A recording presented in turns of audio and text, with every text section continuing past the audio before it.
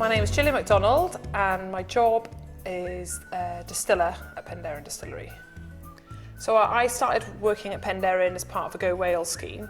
It was a scheme run by the Welsh and English government, which was aiming to keep graduates of Welsh universities within Wales. The idea for the graduates was that we could experience a 10-week placement and we could use those placements to move ourselves around different sectors of industry. Obviously for us gaining experience, which would look good on our CV, and for the small to medium-sized businesses, they'd obviously be getting quite a bit of funding towards paying for these students.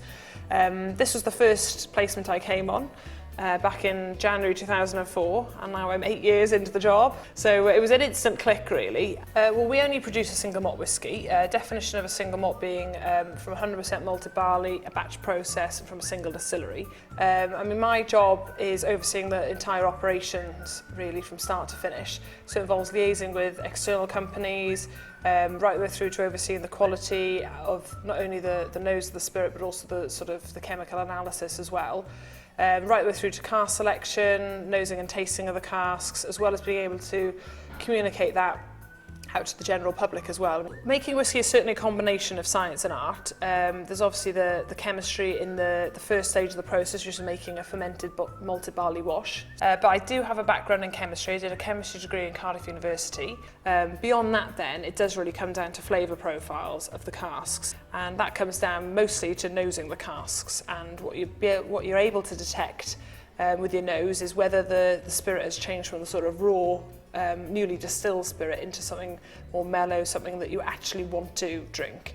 And that part of the process is key, really, and even in the larger companies it all comes down to nose. There's no machine that's necessarily been able to replace the nose in that aspect. So the science and art to kind of combine, really, at the point of choosing your cask for bottling. So it's a real sort of craft that you kind of learn. Because I'm very much involved in the whole whisky making process, I've also been taken into the role as the sort of brand ambassadorial side of Penderyn, really.